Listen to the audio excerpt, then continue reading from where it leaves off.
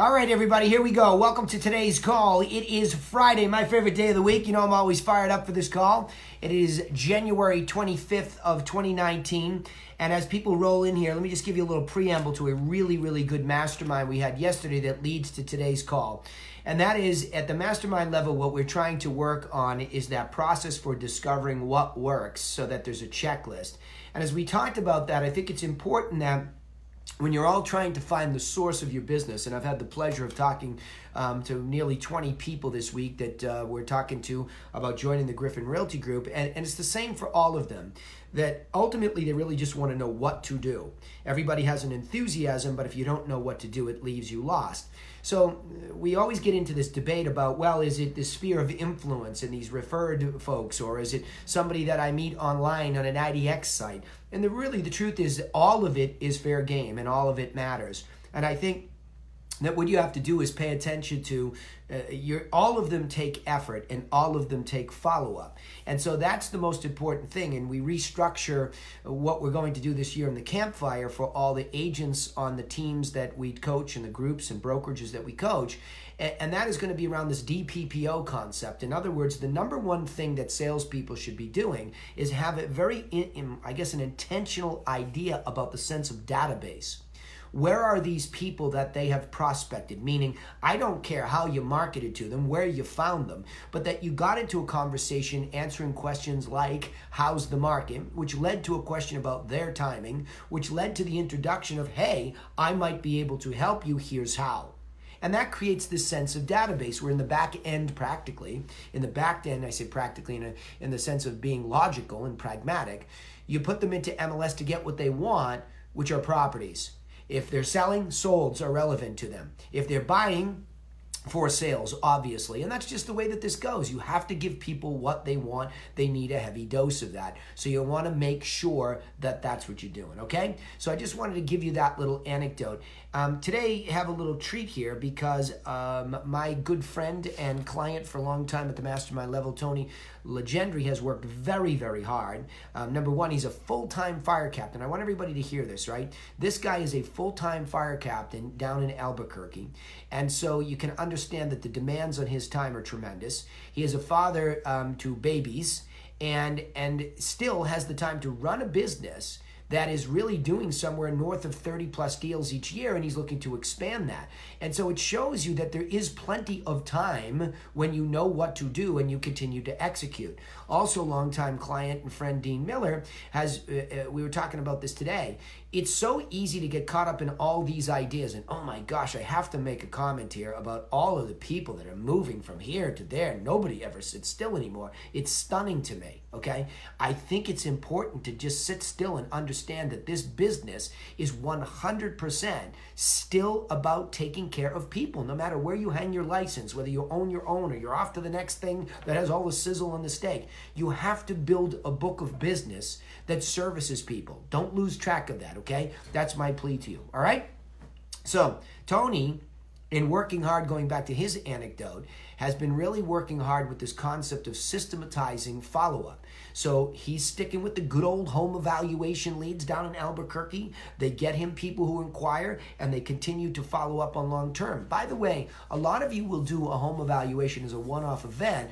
I keep promoting that if you want to build a sales funnel, you're going to really need to know how to follow up over the long term with continuity of content. Meaning what? If somebody says they want a home evaluation today because they're curious but they're not going to sell for 12 months, Tony's doing the right thing by manually doing one each quarter and continuing to send it to them. And everybody say, well, why would I do that? Well, you would have to do that if you plan on winning their business. Now, if you could make an offer to get them in the back end of MLS to add them to solds, then that would be a little bit easier for you and still relevant. So either or is continuity of information going from you to them that supports you so that as you're calling, you have something to talk about. Right? You can't keep following up with people saying, are you ready? Are you ready? Are you ready? That's what's in it for you. What's in it for them is what the new valuation is for them once a quarter. What's sold on their street or in their neighborhood or looks like them. That's about them. And you want to be responsible for the one that's primarily delivering that information to them so that you can maintain that position with them and begin to block out the competition if you so desire to do so. And I suggest you do, right? This is also true for people that are also the people you know very well. Too many of you still taking for granted a referred piece of business, especially really close to your sphere of influence where it's a friend or a family member. You have to set up the professional context every time.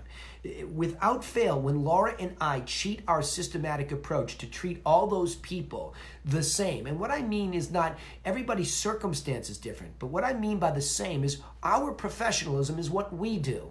We all should be following a systematic approach that is consistent across anybody that we deal with. Now, of course, that consistency allows you to deal with the variety of each person's situation, their emotions, their financial situation, whatever it might be. But if you have that foundational way that you do things for buyers and sellers every single time, it gives you balance and stability, and I can protect you a little bit better, okay? So remember, it is the foundation of the systematic approach to buyers and sellers over a long period of time.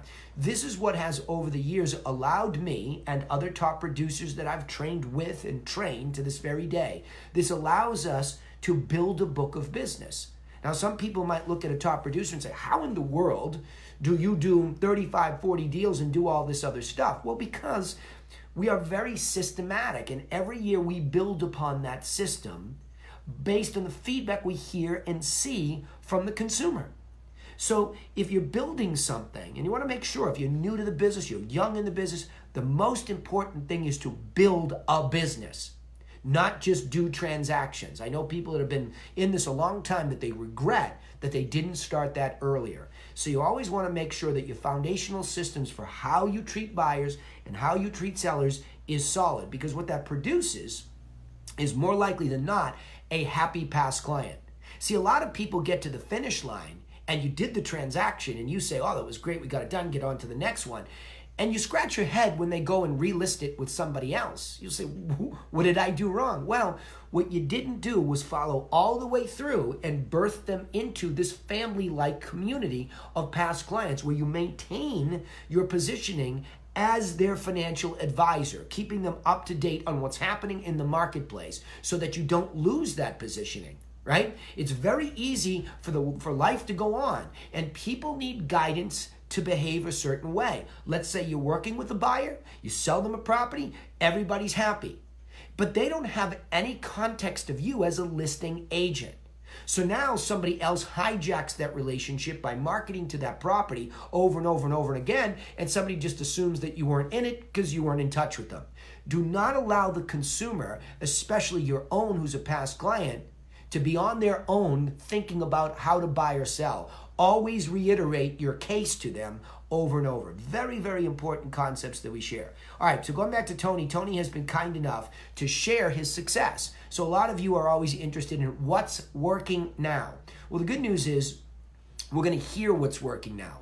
Tony and I have worked on this inside sales concept for his business for quite some time. He's always asking about what's the script, what's it really sound like. We've listened to some calls. So he's hired somebody, let somebody go, and then he hired somebody who had more experience in this. He has 4 in-home appointments in Albuquerque this week alone. So what we'll be listening to open up the call today is a live call from his caller who's really new to him. And so I think that's the most exciting thing, is that the right person doing the right and improved job, and I say improved because remember what I just told you. He had somebody in this position, let that person go, rehired a little bit more of what he knew was wrong. He fixed that with the second hire, and it's gone really well. So we'll do our best. I'll do my best to play it aloud here, and you'll listen to it. Try to lean in and listen. Let me just check the mics and make sure we're doing well here. Everybody hearing me okay today? I just opened up the mics for a second. We good? Yeah? Yep. All right, good. All right, good. All right, good. I'm gonna put everybody back on quiet mode so that we can really hear this. So if anybody comes in with a squeaky mic, we don't get distracted. So let's lean in on this one and let's hear it again. Albuquerque, New Mexico. This is Heather. Tony Legendry's new inside sales agent, making some phone calls. I don't know the context exactly because he just sent it to me, but I'm sure we'll be able to figure it out, okay? By the way, hi everybody online, especially Johnny Salkowski. How you doing, Guapo? Here we go. Hi, Taylor? It's Kelly. Hi, Kelly. This is Heather with Legendary Property. I was calling because I'm actually working with some home buyers that are looking in your neighborhood, and they just haven't been able to find the right home, so I'm doing what I can and calling people that live in the neighborhood, trying to help them out. What I'm wondering is who you might know that might be making a move this year. My husband and I are considering making a move. You are. What has got you thinking about it? He's close to retirement. Oh, nice. Where do you have a place in mind that you'd like to go? Probably Arizona. And may I ask how you got my cell phone? You know, I get my list based on the home address. So it's based on the house on Brown Bear Drive. Yes, and I have a marketing assistant that puts it together. Okay. Thank you for answering that honestly. I appreciate it. No problem. I mean, we do, public records allow more these days, I suppose. But I definitely would like to talk with you a little bit about that. How long have you been in the Rio Rancho area now? 17 years. 17 years? And do you have family in Arizona, or what's drawing you back? One sister-in-law. No, our children are spread out from East Coast to here, and family from East Coast to West Coast. My husband just likes the environment. Yes. And my son son is just interviewing. He's a transplant surgeon and is looking at a position in California. And we have one daughter who is a doctor in upstate New York. So it doesn't really matter where we are. We see one or the other, and another daughter's right here. May I ask you, could I give you my home phone number and have you call me there? I'm just driving to the airport right now to pick up my husband. Yes, absolutely. And I don't like to talk on the phone when even though it's hands-free, I'm quite as comfortable. No, I don't blame you, and I understand. I'd be happy to call you later. What is your home phone? There is 505-771-3833.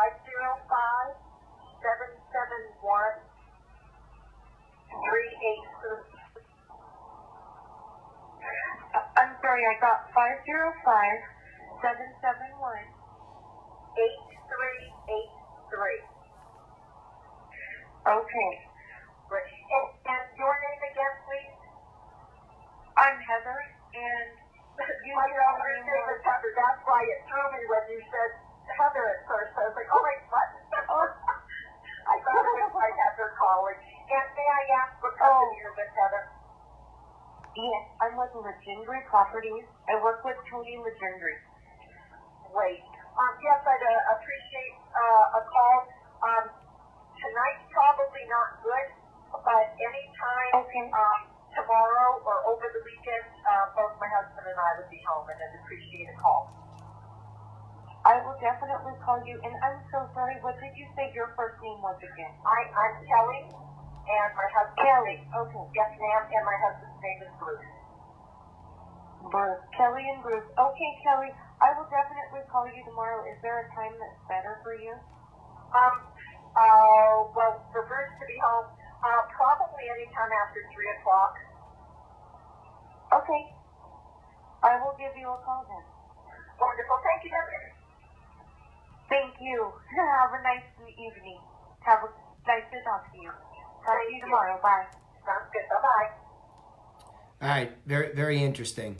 Let me open up the microphones. Let me just stop the call here and see if he sent me any more. I don't think so. By the way, this is Circle Prospecting. That's what he did here, was circle prospecting. Yeah, he does have an online home eval too, so I'll listen to that. So that was a circle prospecting call, which I think is interesting.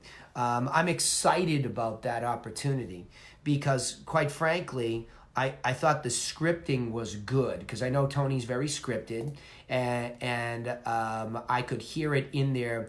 Tony, I think I've got you here too. Did you just come on, Tone, now? Is that you? I opened up over here. Yeah, all right, good. All right, you stay in the hot seat. I've got everybody else muted so we can have it nice and quiet so we can hear these calls. So the scripting part of it was, I really hit two beats that I wrote down when I was listening to her. Working with buyers. I'm working with buyers in the area, and I'm helping them out trying to find something, right? I like that. I mean, and again, because I think it's truthful, because again, if you're focused on this geography, you are working with these buyers, you're always trying to make a market for them. So I thought that was fair. Anything else that I should consider as a major beat when you were going through your circle prospecting with her? Working with buyers, helping them out, and then, of course, all the stuff we've talked about. Do you know anybody, right? Anything else? Yeah, and that's all an excuse to ask, how about you? Yeah. Have you thought about making a move in the next 12 months? Of course, and she hits the lottery because the lady says, well, I am. You know what I mean? So it's this big moment where, and she actually kind of chuckles on the phone. I loved it. It's like, that moment in time when you're working your tail off on the phone and Jupiter aligns with Mars, right? I think that was one of those moments. So I thought it was good. I thought she was smooth. I think what was interesting is the only objection which came up was, hey, how'd you get my number? And I think that's probably going to be something globally we hear quite often is, how did you find me this easily? Because people still haven't wrapped their head around the fact that this information is so accessible. And I loved what she said after Heather finished. Thank you for being honest with me. I really made a note of that. And I think there's too much fumbling and stumbling and defensiveness. When somebody asks you, say, yeah, we have a service that provides publicly available information, and this number was attached to, this address. And I thought it was a good answer, right?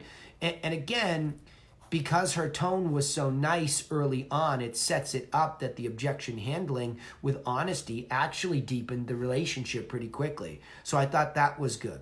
I thought where she could improve is that she got there, but the why Arizona, what brings you there? Because she has a beautiful conversational tone. And if I think she could really make that more conversational in that moment, I think it'll go even smoother. So does she have an intake form in front of her as well, I would presume? In other words, an appointment form? No, not yet. Okay. Like a seller qualifying questionnaire or something like that. Yes. Not yet. Well, she's going to be this successful this quickly. That's absolutely the next segue, right? Because I think that's where you could feel like, you and I were talking about this concept of scripting and making it sound conversational. She does a brilliant job at the beginning, so you can see you've trained her there, right? She hit all your beats, and it was conversational, and the pace was wonderful. But after she handled the objection, which is more her art form, that's where she's just good. I think her experience showed very well there. I think the next part of it was, hey, here's an intake form, right? And one of the most critical components of that intake form is why are you making the move? And so it's not as clear as when somebody says, sure, book the appointment. Then we have that other order of things where you start to talk to them about their property. Hey, I want to get some stuff in because you're getting together for the appointment. You're getting the information. In this case, it's, hey, sounds great. What's making you make the move to Arizona? Just something smoother there, right? And I think if you practice that with her next, oh boy, you're off to the races, right? Because she's getting there pretty easily. So I really enjoyed the call. I thought it was smooth. Did she happen to call that gal back, and do we have a back-end recording? I'd love to hear the rest of it, even if we don't have it today. For some reason, I didn't get the second recording, but I'm meeting with that lady tomorrow, I think. Yeah, great. If you, just for next week, if you have that come up, we'd love to hear the back end of it just to complete it in everybody's mind. But let's go on to the next one. But would you like to add anything to what I just said? I mean, I thought it was great. My only concern is that's one of the best ones because Jupiter aligned with Mars, like I just said, and the gal happened to be ready to go. But that also proves the point that you've been making, that circle prospecting, calling around with a very legitimate plea for help, to help, do you know anybody that's selling? Because we're always trying to match our buyers up with them. I think anybody can do that tomorrow morning, right? So I think that was good. And I'm looking back at the board that we did in the mastermind yesterday, and I'm thinking, for example, when people are making decisions, hey, do I go out and buy an IDX platform and get leads and try to convert them, or subsequently, do I go circle prospect? Well, I think as long as the pressure's not on there with some ridiculous script, which this certainly wasn't, I think it's a great alternative, right? And again, it's that end of the spectrum, Tony, where you're looking at the biggest sampling of the farm or the marketplace within which you're marketing. So in other words, somebody's sending a newsletter. The direct response may or may not work, but if somebody's picking up the phone and calling on top of the newsletter or on top of an offer like this, it's that proactive approach on top of direct response. I think that's best practices. So I love this. I thought this was really good, right? So anything to add before I go on? Before you get into the online home evaluation, you'll hear that our intro is a lot different than it used to be. Yep. And it was because of the lead source. So we're using prime seller leads, and at first we went to Facebook. A lot of people, just because it's so easy to opt in, even forgot that they opted in. Right.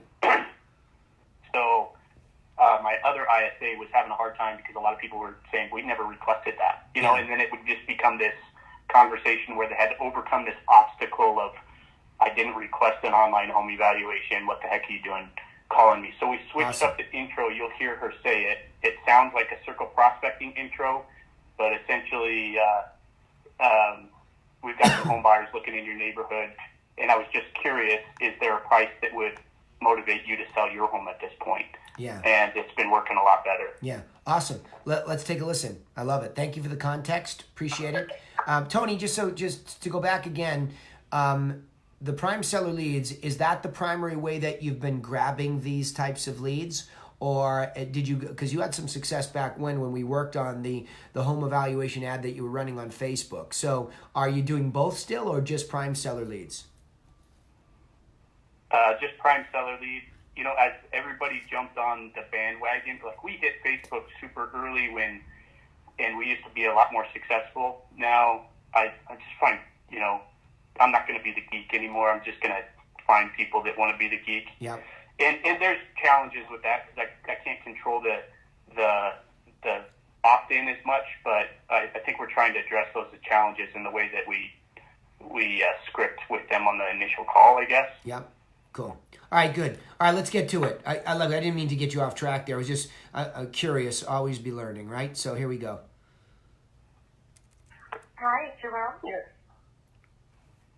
Hi, this is Heather with Realty Properties. The reason I'm calling you is that I've been working with some home buyers that are looking in your neighborhood, and what I'm wondering is there a price that would make sense for you to consider selling at this point? Yeah, there's always a price. But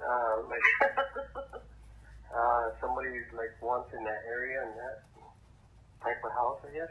We specialize in Rio Rancho, and we have buyers all over in the area that are just not able to find what they're looking for with what's on the market. So we're always looking for people. Yeah. Yeah. What has you thinking about? Have you been possibly considering moving before I called, or? Not really, but if I don't know, if there's a good price on it, I will.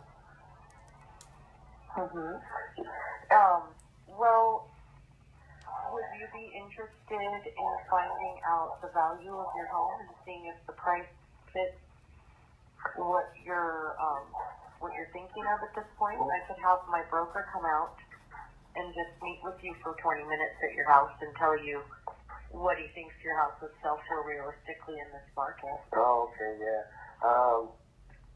Now it's like worth like 165,000. But like if somebody's really interested in like buying it, like 200,000 would be great. So you would consider selling for around 200,000? Yeah. Yeah. Otherwise, it wouldn't be worth it. Well, Oh. would you be open to meeting with Tony? When would that be? What would be a good time for you? No. We could do it sometime on either Wednesday or maybe on the weekend. What's better for you? Maybe on a Sunday. I'm off on Sunday, Monday. Yeah. Oh, actually, can I get? Hey, Danny, can you pause it? Yeah, I can. All right, go ahead, Tony. So she made some mistakes on this one. Yep. Anytime, what we've been trying to teach her is anytime somebody even entertains the idea of, yeah, I was thinking about selling, or yeah, I would be motivated at the right price. She's supposed to jump right into what got you thinking about making a move at this point and get into more motivation questions rather than going straight. She went straight to the offer without qualifying here. So, Again, I totally agree, and you can see it in the second part. So the training opportunity is just to put a big fat word in front of her. Why? Right? Because you're really good at recognizing that yourself.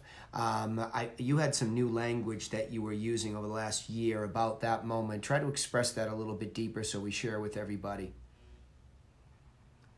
So like circle prospecting and then our online home evaluation, and you can see we may have to tweak this intro again because it's going to set me up for a new challenge, right? If this guy's house is worth 165 and he's only motivated to sell it too, then that's not an in-home to book.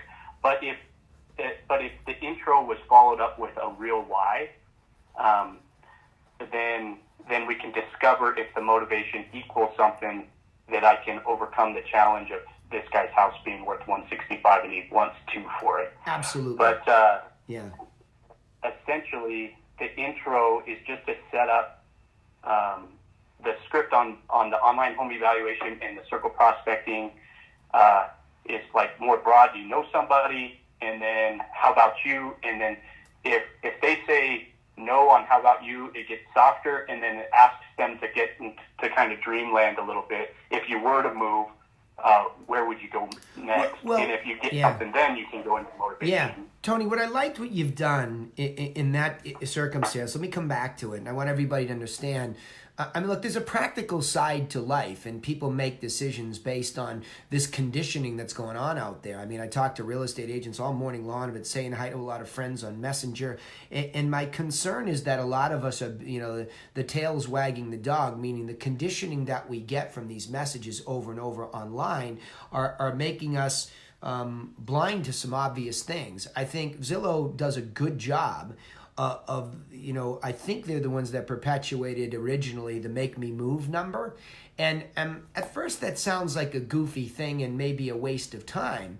But the Make Me Move number does provoke somebody. I think the irony is the majority of people would move if they knew that there was a decent number and they had some other alternative. And that's because people love variety. There's only so much consistency we want before we also want variety.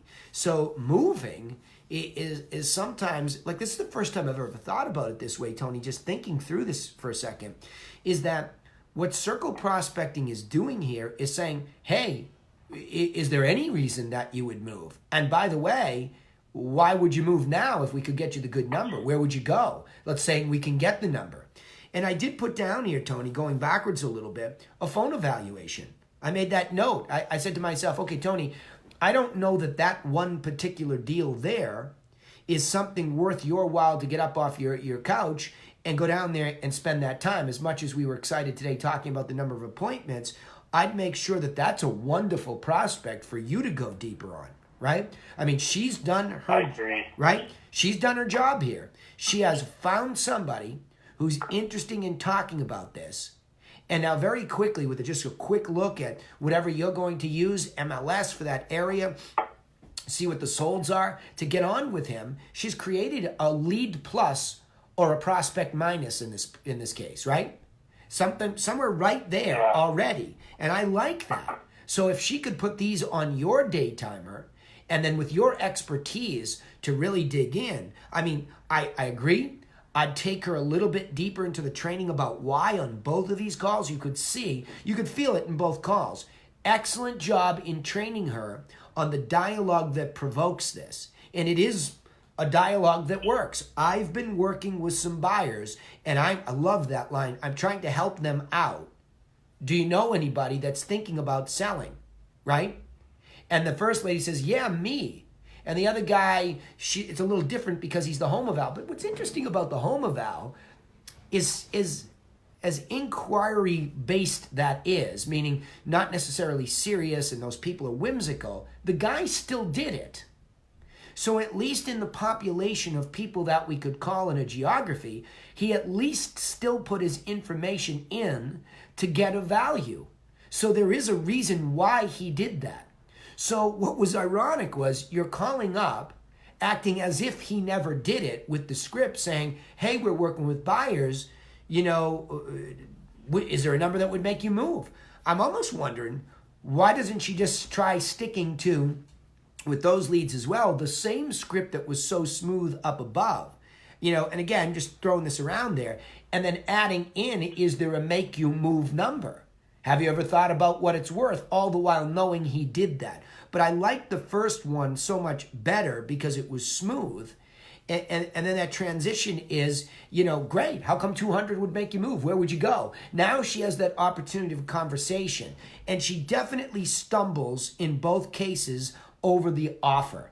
And I think this is a really poignant moment for all of us, no matter where we are. This relates to outside sales as well when we're prospecting and trying to build the sense of database.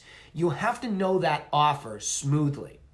Hey, look, and you know what? It'd be no sweat off my back to come over and take a look at the property and give you an evaluation of what it's worth today. I know you're not looking to do something for 12 months, but it's no biggie. I love going out there, seeing what the product is, and while I'm there, I can actually give you my plan and show you what you can do to improve the value of the property. That's not a new statement. That's been around forever, and it's legit. But that anchoring moment, whether it be on the phone, hey, look, it looks like you're a little bit out there. You know, maybe the market will come up a little bit. Maybe your timing will change. Let me send you over a PDF of my plan, and I'll follow up, and I can blah, blah, blah.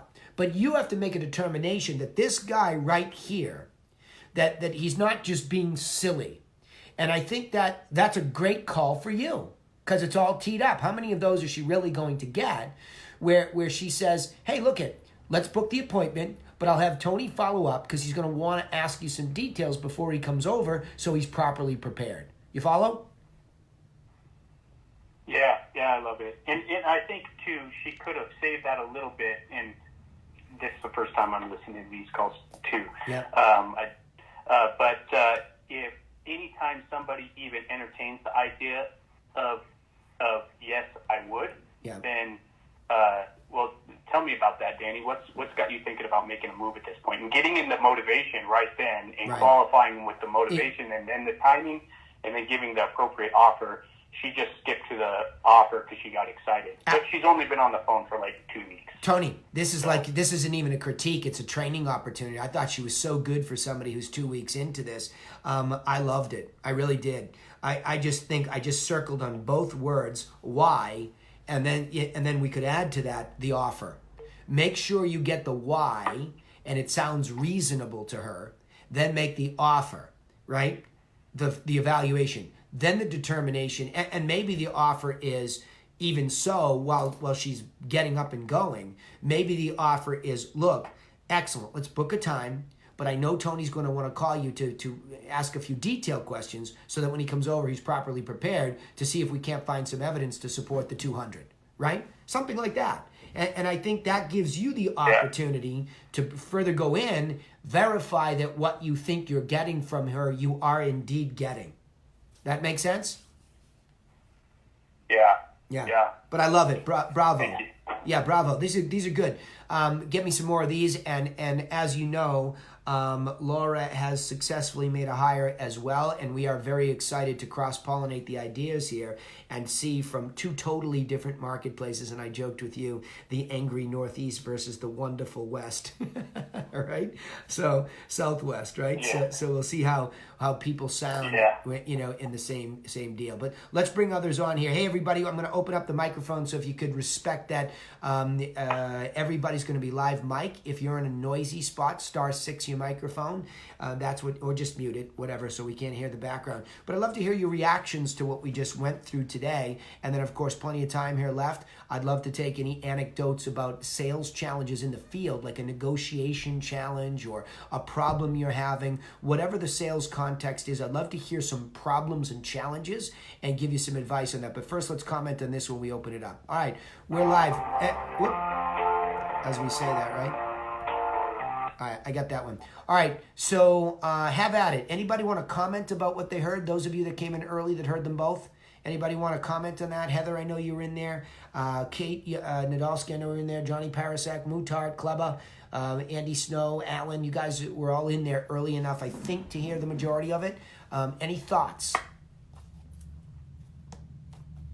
I thought that it was phenomenal. Yeah. I mean, I thought the approach that they use, that they're working with buyers in the area, and it's just such a soft intro. It's great. And legitimate, right? I mean, we're always working with buyers in the area, absolutely. right? We're always. Yeah. And so I don't think it's some kind of crafty script that relies on NLP and nonsense.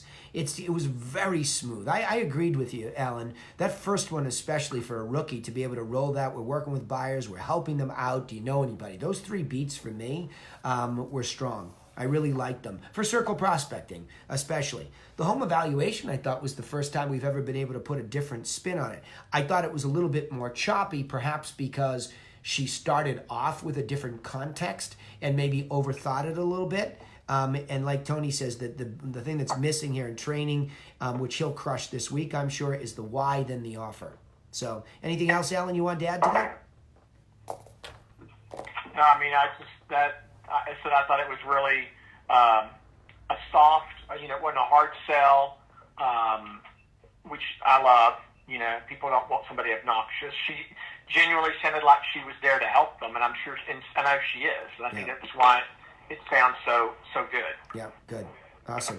Yeah, it felt like she was intense, like she had personality behind it, not just robotic and going into that salesman Script, kind of way. Yeah, I agree.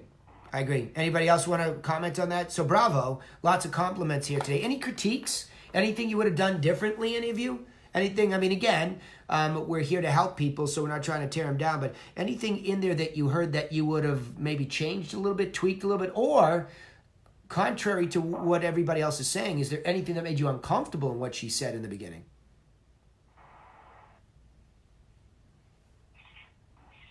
I have a question. Go ahead. John, go Do ahead. you really have buyers for that neighborhood, or is it more of an opening line? Both. Yeah, I mean, we've been marketing Rio Rancho for the last 12 years, and just like most of us, we always have a database of buyers that we're working with, and a bunch of people searching on our sites. So, yeah, both. I'm not thinking of like Tom wants to move into this neighborhood or something. Like, I don't have a face to it, but there's somebody universally that we're looking for. Okay, that's fair. John, I like the question. Because, what I would try to do is I would try to make it as real as possible for her. I would show her the names of buyers that we have in the back end of, say, an IDX that are looking, and I would make it real. I think that real target in the brain to make it as authentic as possible versus a general market. I still think it's a very legitimate thing. We're working with buyers in Rio Rancho all the time, and we're trying to help them out. Do you know anybody who's thinking about selling? So I think you could tweak the language so that in the brain it doesn't feel like a hoodwink or a lie. I get where you're coming from, John, and I think it's an extremely legitimate question that needs to be dealt with. So in Tony's case, in your case, because you two are experts in these areas, him, Rio Rancho, you, Tracy, there are buyers that you're working with, right? All the time. And so I think to get a real person in your head and to call into this area will help legitimize that. But I still think it's a fair market-making script, right? I think it's a fair market-making script. We're working with buyers in Rio Rancho, trying to help them out and find some more properties that aren't available necessarily right now. Any off-market properties, right? You could even say something like that, John. So I think the beats, boy, it was really conversational. Just hearing it from somebody, we've talked about it in theory on this call many times. We've talked about this. We did the circle prospecting thing, right? And I always liked it, but to hear her 2 weeks in say it, it felt very real. And you could hear both people's reaction. Again, we're talking about the Southwest. People are kind and gentle to begin with for the most part. So I thought that buoyed the conversation, but I thought it was extremely, clearly you could all hear it, effective, right? I liked it a lot. So bravo. All right, somebody give me a sales challenge. Let's take the latter part of this course. What's the most difficult thing you have going on right now? I can share, one with you if nobody speaks up, but I'd rather have it all be with you. Somebody give me a sales challenge. I have a sales question about someone I'm meeting tomorrow. Good, perfect. Go, John.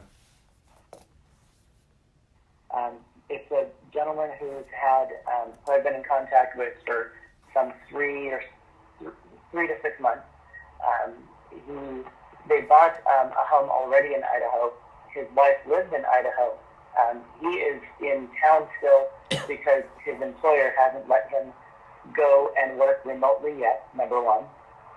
And then number two, he is hoping that his house will sell for $700,000, but he realizes that the market is what it is. At this point, there's a model match around the corner for $570, so getting up to $7 is going to take time.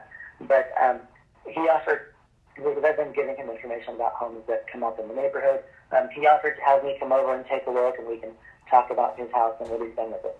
So I wanted to talk to you about my sales objective for the meeting that I have with him tomorrow. Okay, cool. So we have somebody who's hoping. First of all, has he already purchased in Idaho?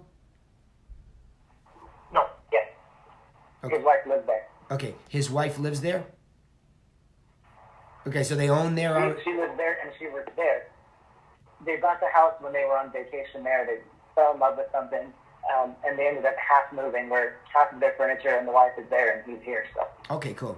All right. In California. All right, so they own 2 houses. They'd like to move this one, but his employment still keeps him here, right?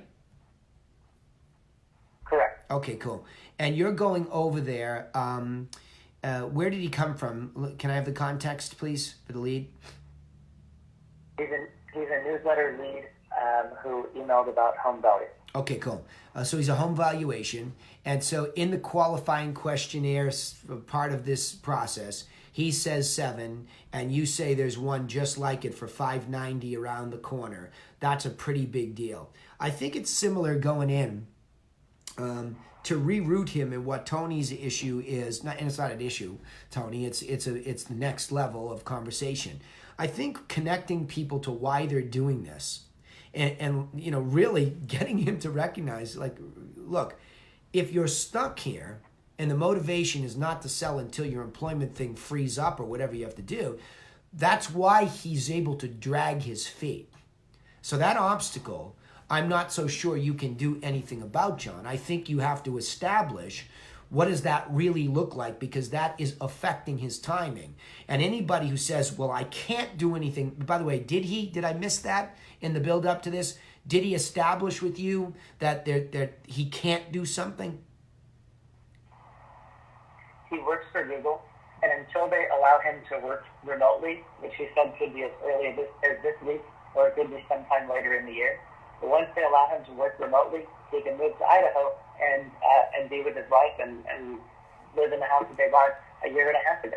All right, so it's almost like you're going to go in there to establish with him what the general range of the property is, because that's a really nebulous time frame, because it could be as soon as a week. Right. So you want to be ready to go. I mean, if it is as soon as a week, 2 weeks, 30 days, then he wants out of there.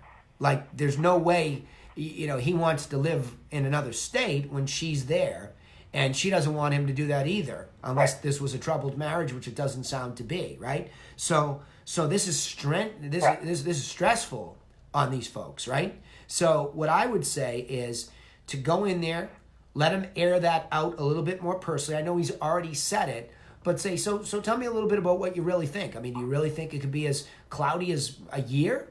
I mean, could you run the risk of that being there? And is the case that you might want to rent it in the meantime, or whatever the case is? It doesn't sound like he has alternative living plans in California if Google says no. So it really sounds like he's painted into a corner. I would reestablish that part of the conversation, right? That's what I would do.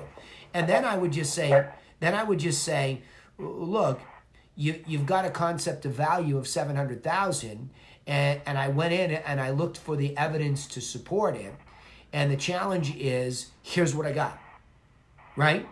So he might be cheating to the high end of the range because, Tommy Turner will tell you full well that, Idaho, and as you already have said it, is a better bargain than California, and he already owns there. So there's no real need for him to smash it unless he's trying to he's saying that because his timing is cloudy.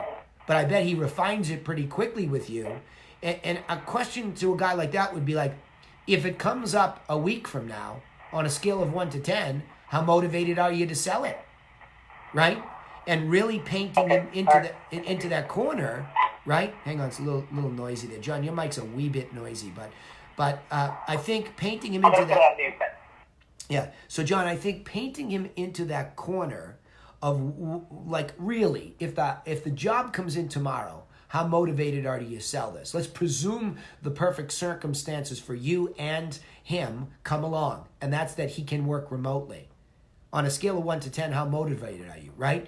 Then that will establish whether, even if he gets it, we have to make sure he's motivated. He could get it, not be motivated. We don't know until we ask him. So I think the purpose of your meeting, one, reestablish what this thing at Google really feels like. What's his gut tell him? Is this really going to drag on and on and on or not? Because if it drags on and on and on, you don't know with a crystal ball where the market will be. And that would require you to get him more so in a continuity of information follow-up, meaning that there's this continuous information with solds coming so he can keep up to date on the competition that looks like him. So that would be the longer term play. The home eval is more so for, look, right now, this is the trading range it could be in. If you'd like to move it up the ladder towards the 700, it looks like there's a couple things you could do. And here's that. So I think that's the best you can do because his timing is so cloudy. You can put me back off of mute and we could talk. Okay, no, that's fair. I understand. And that's what I thought, that I need to establish timing and motivation. I didn't really want to get too far into the listing presentation side of it because his head isn't in that space at this time, is my understanding. 100%. In fact, because you're going to be live, I think you can cheat towards coaching him about conditioning, staging, maybe educate him a little bit about marketing and how it will all go down. I think that's all fair game at that point in time with him to be his coach, to establish relationship, and then to certainly get him on, the updates of properties as time goes on. I certainly think that's all fair game. I would be careful, okay? I would be careful to hit value hard enough where you scare him away because you say, well, look, around the corner there's one for $590. I would be very cautious not to come across like that. And I'm saying it only because you mentioned it at the beginning of the anecdote, and I would be careful as to what I said there. Again, I think that's just my advice in any situation. You have to lead these folks to this conclusion. Pricing is a very sore subject with every single seller, barring very few of them, okay? So there's just a few people who will listen to you in a very exact manner, do what you tell them to do. That's the total minority. The majority have some concept that's too high, okay? They all do. I mean, we're all hoping that our asset, and that includes all of us as real estate agents, so we're empathetic. We all cheat. And so if you're early, because his timing is not now, look, John, if the timing becomes now in 2 weeks and you've established yourself as coach and you've given him the guidance, then it's more appropriate to cut to the chase. Look, now your timing is real. Now I'm sure you want to get there. You could list this at $699, but here's the problem. There are 5 other properties in the neighborhood that allow for more features and presumably benefits at a lesser price. Now you can get more real because his timing's more real. Make sense? Oh, hello. Yeah, that part makes sense. That part I understand. Cool.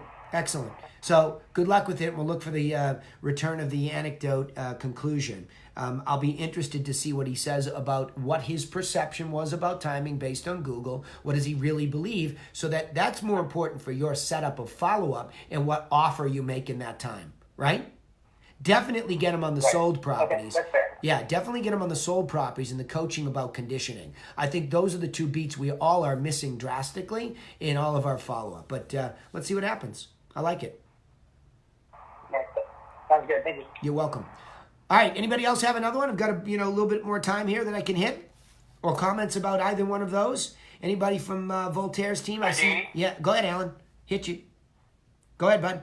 Yeah. So it's been a full moon this week, so I've had a bunch of questions in the office, and most of them, or many of them, have circled around the trying to compete with the transactional, discount broker. And so the agents are, cutting their fees to be competitive, but then they're finding out then their client is expecting way too much. In other words, I wouldn't have offered them 1.5 apples if I'd known they were going to demand all this stuff. My question is, well, when you told them that you would do it for X, what did you offer? They're not having that conversation with their client.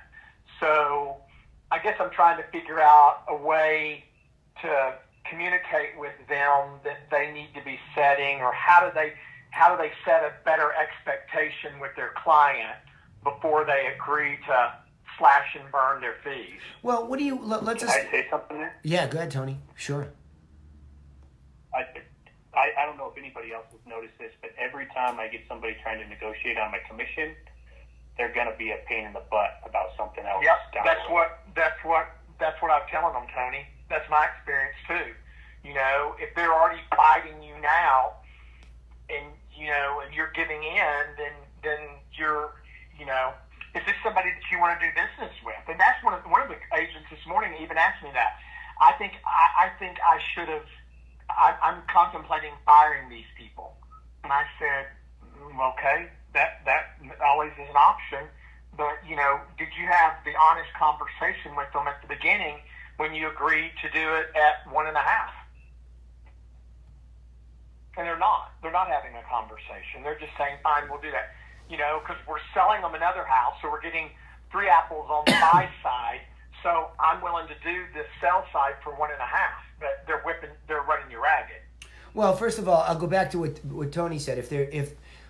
I think everybody has an orientation towards what's most important to them, and so this has a lot to do with a money paradigm too.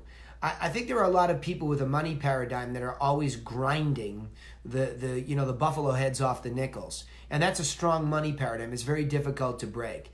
And that's why I think, that people that have that paradigm react to messages that match that paradigm. So if that's not your business model, we have to go back to the genesis of how these conversations start. So I think, Alan, my advice to you is I would go, and Chris Clubb is saying that he has the similar problem with knock, open door, and all this stuff, right?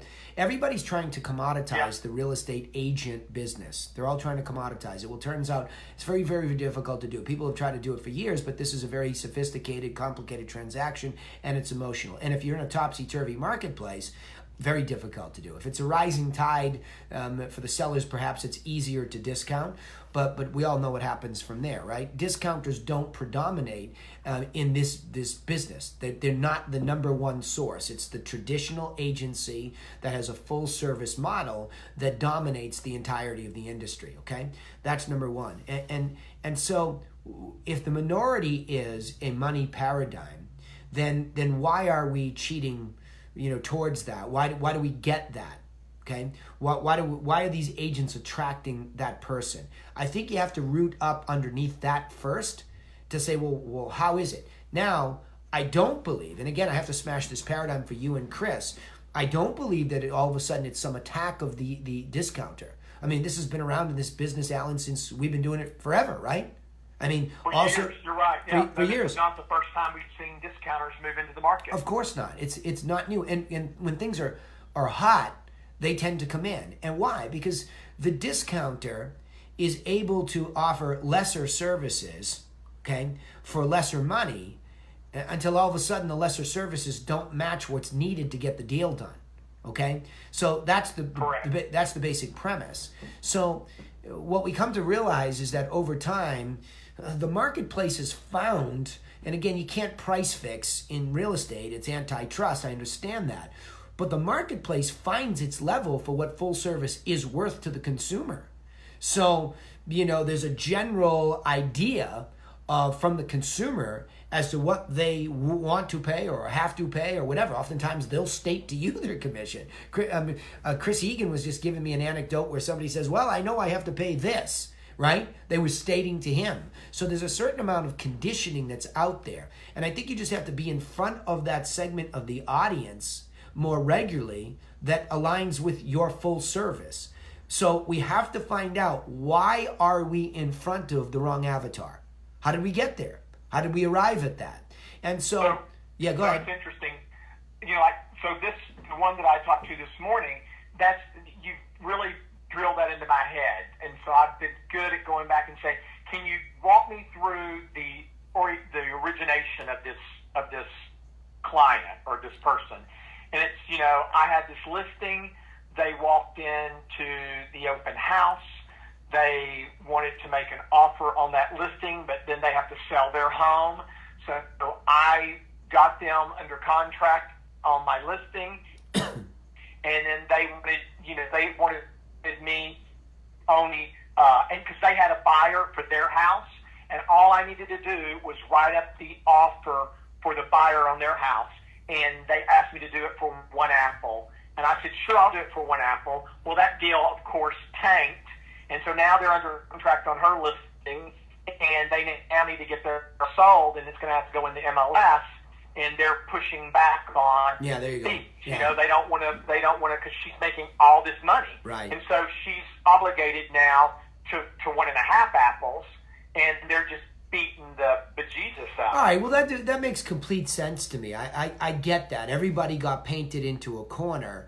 So the learning lesson is, if that ever happens again to her, say, yes, in any condition where you brought the buyer and I don't have the hunting and the conversion, that's fine. But just in case this falls apart, I want you to understand, if I have to take this fully to the market, that there's a lot more work involved in that, right? So unfortunately, these people are feeling. And their comment to that was, great, we'll pay you the one, and then whatever your expenses are to take it to market, we'll pay you those expenses.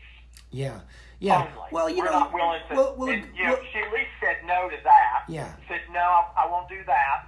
But because they were still trying to, beat her down.